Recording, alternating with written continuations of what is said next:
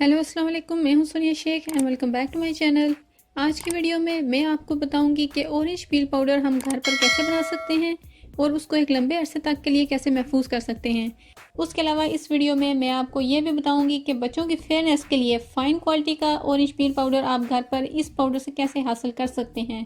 तो अगर आप इंटरेस्टेड हैं तो इस वीडियो को लास्ट तक जरूर देखिएगा। माल्टे जमीन पर पाए जाने वाले सबसे ज्यादा फायदेमंद फलों में से एक फल है। माल्टे के छिलके जिनको हम आमतौर पर ज़ाया कर देते हैं वो हमारे जिस्म और बालों के लिए उतने ही फायदेमंद हैं जितना कि माल्टे बताते खुद। माल्टे के छिलकों के फायदे न सिर्फ हमारे जिस्म बल्कि हमारे बालों और दांतों के लिए भी बहुत ही ज्यादा हैं। यही वजह है कि बहुत सी कंपनीज के ऑरेंज पील पाउडर्स मार्केट में अवेलेबल हैं, लेकिन ब्रांडेड ऑरेंज पील पाउडर्स लेने से पहले हमें कुछ मसाइल का सामना है, जैसा कि ऑरेंज पील पाउडर्स एक्सपेंसिव हो सकते हैं।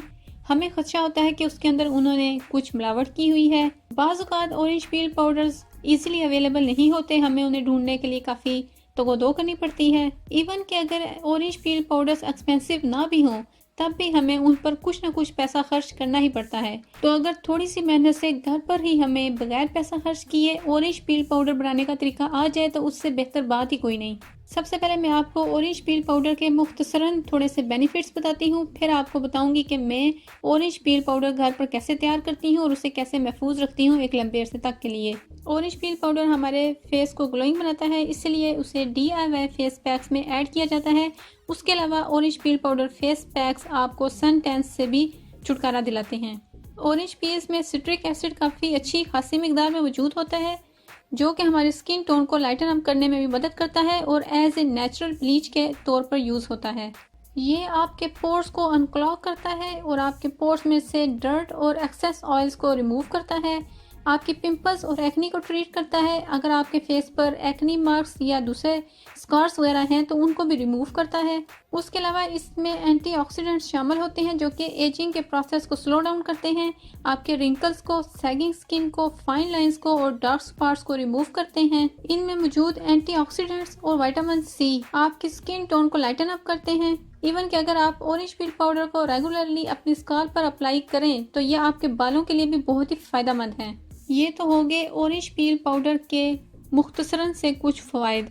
अब मैं आपको बताती हूँ कि ऑरेंज पील पाउडर आप घर पर कैसे तैयार कर सकते हैं। अगर यहाँ तक वीडियो पसंद आई हो तो make sure like this video and subscribe to my channel.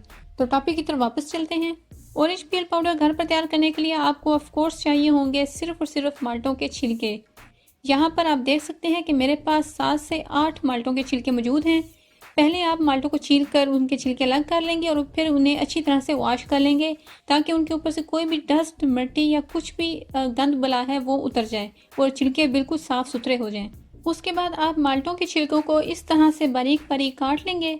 अगर आप चाहें तो इनको इस तरह से मोटा मोटा काट कर भी सुखा सकते हैं, लेकिन उससे फ़र्क ये पड़ेगा कि उन्हें सूखने में देर लगेगी और फिर उन्हें पिसने में भी थोड़ा सा टाइम लगेगा।